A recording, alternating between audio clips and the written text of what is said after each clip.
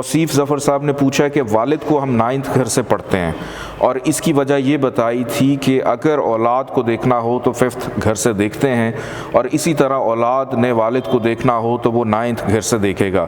मेरा सवाल ये है कि औलाद तो वालदा की भी है, और वालदा का घर तो 4th है जो कि 5th और 12th से बनता है, और दूसरा ये कि दूसरा बच्चा 7th घर से देखते हैं। अगर दूसरे बच्चे को अपने वालिद को देखना हो तो 7 से 9th तीसरा घर बनता है, इसकी वजाहत कर दें। देखें, सबसे पहली बात ये कि वालिद को 9th घर से हम क्यों देख रहे हैं, मैंने लास्ट लेक्चर में इसकी एक्सप्लेनेशन आपको दी थी। वालिद के लिए या एक बच्चे के लिए वालिद की अहमियत बड़ी ज़्यादा है, क्योंकि वालिद, छोटी सी मिसाल देता हूँ कि इस दुनिया का जब आगाज़ हुआ तो हम सब इस बात पे मुत्तफ़िक़ हैं कि इस दुनिया में आने वाला जो सबसे पहला शख्स था, जिनको हम हज़रत आदम अलैहिस्सलाम के नाम से जानते हैं, और उन्हीं की पसली में से लेके हज़रत हव्वा जो थी उनको बनाया गया था। तो सबसे ज़्यादा अहमियत किसकी है? मेल की। ये मैं एक सिंपल सी मिसाल दे रहा हूँ, ज़्यादा कॉम्प्लिकेट नहीं कर रहा इसको।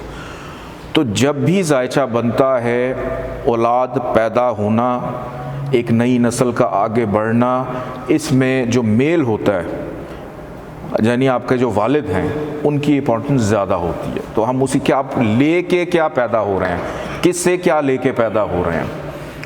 आपका जो नाम है, पूरी दुनिया में जितने भी माशरे हैं उन सब में जो सबसे ज़्यादा अहमियत होती है वो बाप के नाम को दी जाती है।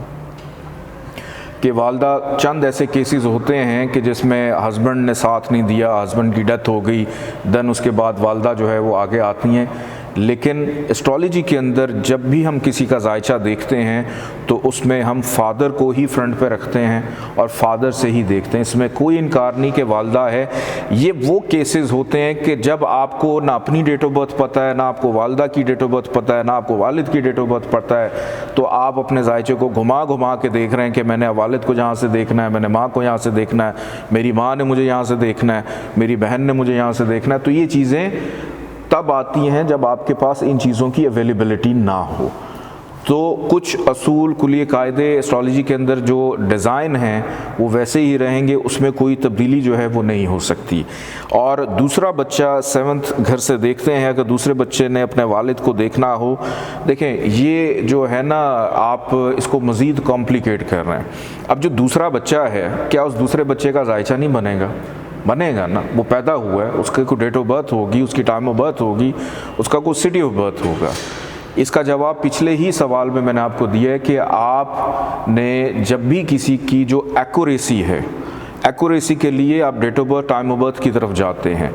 ये वो चीज़ें हैं, आपको अपने जायचे से ये तो पता चल जाएगा कि मेरा वालिद मेरे साथ कैसा है, मेरे वालिद का बर्ताव मेरे साथ कैसा है, या मेरी औलाद का रवैया, मेरी औलाद मेरे लिए खुशबख्त है या नहीं है, वो किस दौर से अच्छी जो गम है, बुरी चीज़ें हैं, वो किस दौर से गुज़र रहे हैं। लेकिन जब आपने किसी एक शख्स को जानना है, एक शख्स को समझना है, पढ़ना है, तो आप डेट ऑफ बर्थ और टाइम ऑफ बर्थ के ऊपर स्टिक रहेंगे।